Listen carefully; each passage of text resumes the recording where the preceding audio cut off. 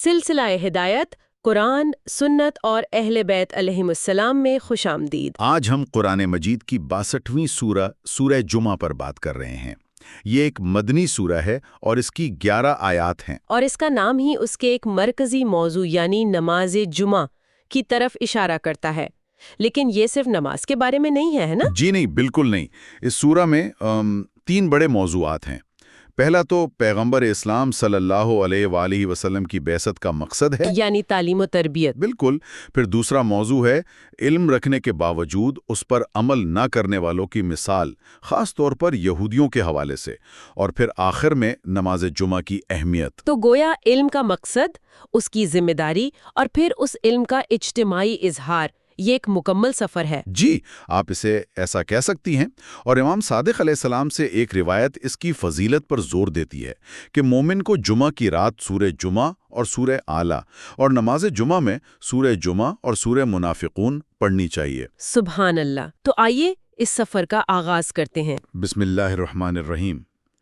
یسبح للہ ما فی السماوات و ما فی الارض الملک القدوس العزیز الحکیم۔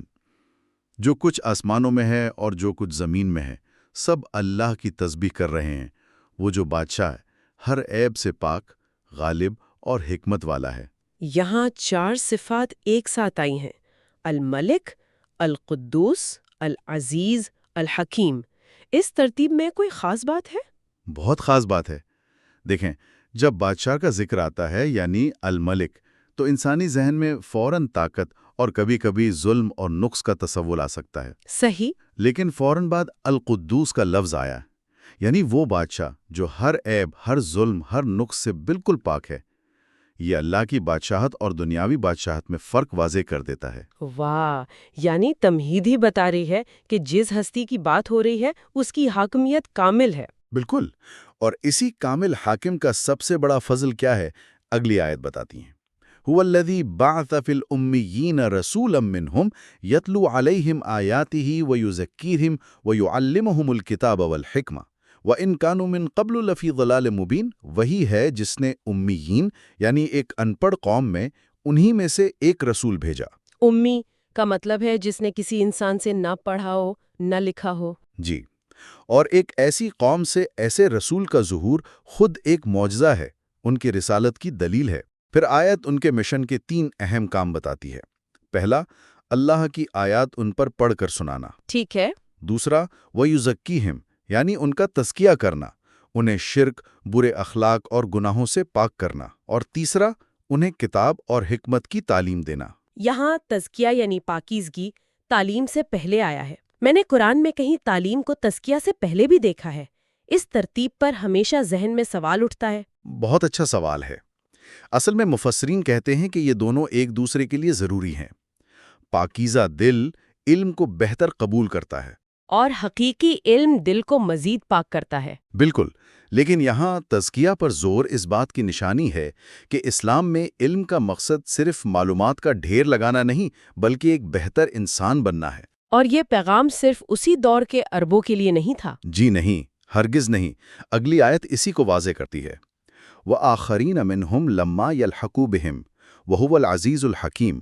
اور یہ رسول ان دوسرے لوگوں کے لیے بھی ہیں جو ابھی ان سے نہیں ملے، مطلب قیامت تک آنے والی تمام نسلیں، چاہے وہ عرب ہوں یا عجم۔ اس بارے میں حضرت سلمان فارسی والی مشہور حدیث بھی تو ہے۔ جی بالکل۔ جب یہ آیت نازل ہوئی تو صحابہ نے پوچھا کہ یہ کون لوگ ہیں؟ تو رسول اللہ صلی اللہ علیہ وآلہ وسلم نے حضرت سلمان فارسی رضی اللہ عنہ کے کندھے پر ہاتھ رکھا اور فرمایا کہ اگر ایمان ثریا ستارے پر بھی ہوگا تو اس قوم کے لوگ اسے حاصل کر لیں گے۔ سبحان اللہ، یعنی علم و ہدایت کسی کی میراث نہیں۔ یہ صرف اللہ کا فضل ہے، جیسا کہ آیت کہتی ہے، ذَلِكَ فَضْلُ اللَّهِ يُؤْتِيهِ مَن يَشَاءُ وَاللَّهُ ذُو الْفَضْلِ الْعَظِيمِ۔ یہ اللہ کا عظیم فضل ہے، وہ جسے چاہتا ہے عطا کرتا ہے۔ تو سورہ نے پہلے علم اور ہدایت کا ایک بہت بلند معیار قائم کر دیا، لیکن اب اس کے فوراً بعد تصویر کا ایک بالکل دوسرا رخ سامنے آتا ہے۔ جی، اور یہ رخ بہت ہی سنگین ہے۔ یہاں قرآن ایک ایسی مثال دیتا ہے جو انسان کو جھنجھوڑ کر رکھ دیتی ہے۔ بے عمل عالم کی مثال۔ جی، مثل الذین حملوا التوراۃ ثم لم يحملوها كمثل الحمار يحمل اسفارا بئس مثل القوم الذین کذبوا بآیات اللہ واللہ لا يهدي القوم الظالمین، یعنی جن لوگوں پر تورات کا بوجھ ڈالا گیا لیکن انہوں نے اس کا حق ادا نہیں کیا، ان کی مثال اس گدھے کی سی ہے جس پر کتابیں لدی ہوں۔ گدھے کی مثال، یہ تو بہت سخت بات ہے۔ وہ صرف وزن محسوس کرتا ہے، اس کے اندر کیا ہے اس سے اسے کوئی مطلب نہیں۔ بالکل، اور یہ مثال صرف یہودیوں کے لیے نہیں ہے، یہ آج ہم سب کے لیے ایک وارننگ ہے۔ آج ہمارے پاس معلومات کا سمندر ہے، فون میں پوری لائبریری موجود ہے، لیکن اگر وہ علم ہمارے کردار، ہمارے عمل میں نہیں اترتا تو ہم بھی صرف اس بوجھ کو اٹھائے پھر رہے ہیں۔ علم کا وزن تو ہے مگر اس کی روشنی نہیں۔ کیا خوب کہا آپ نے، اور اسی بے عملی اور علم سے دوری نے ان میں ایک جھوٹا غرور پیدا کر دیا تھا، جس کو قرآن اگلی آیات میں چیلنج کرتا ہے۔ قُلْ یا ایھا الذین ھادوا ان زعمتم انکم اولیاء للہ من دون الناس فتمنوا الموت ان کنتم صادقین، کہہ دیجئے کہ اے یہودیو، اگر تم سمجھتے ہو کہ تم ہی اللہ کے دوست ہو اور کوئی نہیں، تو پھر موت کی تمنا کرو اگر تم سچے ہو۔ یہ تو ایک نفسیاتی اور منطقی چیلنج ہے۔ دوست تو اپنے دوست سے ملنے کا شوق رکھتا ہے، تو اگر تم واقعی اللہ کے دوست ہو تو پھر اس سے ملاقات یعنی موت سے اتنا ڈرتے کیوں ہو؟ یہی تو نکتہ ہے، یہ چیلنج ان کے دعوے کی حقیقت کھول دیتا ہے، اور قرآن خود ہی اس کا جواب بھی دیتا ہے۔ وَلَا يَتَمَنَّوْنَهُ أَبَدًا بِمَا قَدَّمَتْ أَيْدِيهِمْ وَاللَّهُ عَلِيٌّ بِالظَّالِمِينَ، وہ اپنے بھیجے ہوئے اعمال کی وجہ سے ہرگز موت کی تمنا نہیں کریں گے۔ یعنی وہ جانتے ہیں کہ ان کے اعمال ٹھیک نہیں، اس لیے وہ حساب سے بھاگتے ہیں۔ جی، موت کا خوف ویسے تو ایک فطری چیز ہے، لیکن اس کی دو بڑی وجوہات ہوتی ہیں، یا تو آخرت پر یقین کمزور ہو، یا پھر اپنے اعمال نامے کا خیال ڈراتا ہو۔ بالکل، اور اس سوچ کے بالکل برعکس ہمیں امیر المؤمنین امام علی علیہ السلام کا وہ قول ملتا ہے۔ جی، کہ خدا کی قسم، ابو طالب کا بیٹا موت سے اتنا مانوس ہے جتنا بچہ اپنی ماں کی چھاتی سے۔ سبحان اللہ۔ اور جب آپ کو ضرب لگی تو فرمایا، رب کعبہ کی قسم، میں کامیاب ہو گیا۔ یہ ہے وہ ذہنیت جو موت کو ملاقات سمجھتی ہے، خاتمہ نہیں۔ لیکن جو بھاگتے ہیں، قرآن ان سے کہتا ہے کہ بھاگنا ممکن نہیں۔ قُلْ إِنَّ الْمَوْتَ الَّذِي تَفِرُّونَ مِنْهُ فَإِنَّهُ مُلَاقِيكُمْ ثُمَّ تُرَدُّونَ إِلَىٰ عَالِمِ الْغَيْبِ وَالشَّهَادَةِ فَيُنَبِّئُكُم بِمَا كُنتُمْ تَعْمَلُونَ، کہہ دیجئے کہ جس موت سے تم بھاگتے ہو وہ تمہیں آ کر ہی رہے گی، پھر تم غیب اور ظاہر کے جاننے والے کی طرف لوٹائے جاؤ گے۔ تو اب تک سورہ نے علم کا مقصد بتایا، پھر اس سے غفلت اور اس کے نتیجے میں موت کے خوف کا ذکر کیا، تو کیا اس غفلت کا کوئی علاج بھی بتایا گیا ہے؟ جی بالکل، اب سورہ اپنے مرکزی موضوع کی طرف آ رہی ہے، جو شاید اس غفلت کا بہترین ہفتہ وار علاج ہے، یعنی نماز جمعہ۔ مسلمانوں کا عظیم ہفتہ وار اجتماع۔ جی، یا ایھا الذین آمنوا اذا نودی للصلاة من یوم الجمعہ فاسعوا الی ذکر اللہ وذروا البیع ذالکم خیر لکم ان کنتم تعلمون۔ اے ایمان والو، جب جمعہ کے دن نماز کے لیے پکارا جائے تو اللہ کے ذکر کی طرف دوڑو اور خرید و فروخت چھوڑ دو۔ خرید و فروخت چھوڑ دو، یہ حکم بہت واضح ہے۔ ہماری آج کی مصروف زندگی میں یہ بہت بڑا چیلنج ہے کہ ہم دنیاوی کاموں پر روحانی فرائض کو ترجیح دیں۔ اور دیکھیں، یہاں لفظ فس او استعمال ہوا ہے، جس کا مطلب ہے کوشش کرو، دوڑو، جلدی کرو۔ یہ عام نمازوں سے مختلف ہے، جہاں سکون سے جانے کا حکم ہے۔ یہ اس اجتماع کی اہمیت کو ظاہر کرتا ہے۔ لیکن اسلام دنیا سے لا تعلقی تو نہیں سکھاتا۔ ہرگز نہیں، بلکہ ایک بہترین توازن سکھاتا ہے۔ اگلی آیت دیکھیں۔ فَإِذَا قُضِيَتِ الصَّلَاةُ فَانتَشِرُوا فِي الْأَرْضِ وَابْتَغُوا مِنْ فَضْلِ اللَّهِ وَاذْكُرُوا اللَّهَ كَثِيرًا لَعَلَّكُمْ تُفْلِحُونَ۔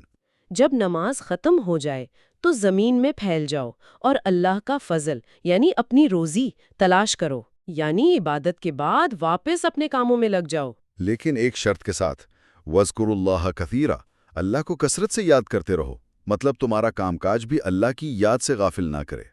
یہ توازن قائم رکھنا ہی اصل امتحان ہے۔ اور یہ کتنا مشکل ہو سکتا ہے، اس کی ایک مثال اگلی آیت میں ایک تاریخی واقعے کے ذریعے دی گئی ہے۔ وَإِذَا رَأَوْا تِجَارَةً أَوْ لَهْوًا انفضوا إِلَيْهَا وَتَرَكُوكَ قَائِمًا قُلْ مَا عِندَ اللَّهِ خَيْرٌ مِّنَ اللَّهْوِ وَمِنَ التِّجَارَةِ وَاللَّهُ خَيْرُ الرَّازِقِينَ۔ اس آیت کا شان نزول تو بہت مشہور ہے، جب ایک تجارتی قافلہ آ گیا تھا۔ جی، ایک بار رسول اللہ صلی اللہ علیہ وآلہ وسلم جمعہ کا خطبہ دے رہے تھے۔ مدینہ میں قید سالی جیسی کیفیت تھی۔ اسی وقت شام سے ایک تجارتی قافلہ آیا اور اس کی آمد کا اعلان ڈھول بجا کر کیا گیا۔ اور لوگ بہت سے لوگ جو مسجد میں تھے وہ خطبہ چھوڑ کر اس قافلے کی طرف بھاگے اور رسول اللہ صلی اللہ علیہ وآلہ وسلم کو کھڑا چھوڑ دیا۔ یہ تصور کرنا بھی بہت مشکل ہے کہ اللہ کے رسول کھڑے خطبہ دے رہے ہوں اور لوگ انہیں چھوڑ کر چلے جائیں۔ یہ انسانی فطرت کی کمزوری کو ظاہر کرتا ہے۔ بالکل، دنیاوی فائدے اور تفریح کی کشش بہت طاقتور ہوتی ہے۔ اسی لیے قرآن نے اس عمل پر بہت سخت تنبیہ کی اور اس واقعے کو ہمیشہ کے لیے محفوظ کر لیا۔ فرمایا کہ جو کچھ اللہ کے پاس ہے وہ اس کھیل تماشے اور تجارت سے بہتر ہے۔ اور یہ کہ واللہ خیر الرازقین، بہترین رزق دینے والا تو اللہ ہے، تم رزق کی فکر میں رازق کو ہی چھوڑ رہے ہو۔ تو نماز جمعہ صرف ایک عبادت نہیں، یہ ایک اجتماعی تربیت ہے، ہر ہفتے اپنی ترجیحات کو درست کرنے کا ایک موقع۔ جی، اسے ہفتہ وار اسلامی کانفرنس کہا گیا ہے، جہاں مسلمانوں کو اکٹھا ہو کر اپنے مسائل پر غور کرنا ہے، رہنمائی لینی ہے اور اپنے روحانی تعلق کو تازہ کرنا ہے۔ تو اگر ہم پوری سورہ کو ایک نظر میں دیکھیں تو دو تصویریں بہت واضح نظر آتی ہیں۔ ایک طرف وہ گدھا ہے جس پر کتابیں لدی ہیں، اور دوسری طرف پیغمبر اکرم کا مشن ہے، جو صرف تعلیم دینا نہیں بلکہ تزکیہ یعنی روح کو پاک کرنا بھی ہے۔ اور آج اس انفارمیشن ایج میں جہاں ہر طرف معلومات کا سیلاب ہے، یہ سوال بہت اہم ہو جاتا ہے کہ ہمارا علم ہمیں بوجھل بنا رہا ہے یا بہتر؟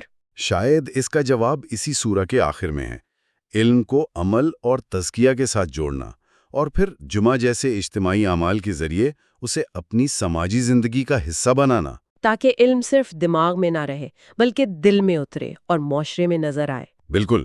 تو شاید آخری سوچنے کی بات یہی ہے کہ علم کی اصل آزمائش یہ نہیں کہ ہم کتنا جانتے ہیں، بلکہ یہ ہے کہ ہمارا جاننا ہمیں کیسا انسان بنا رہا ہے۔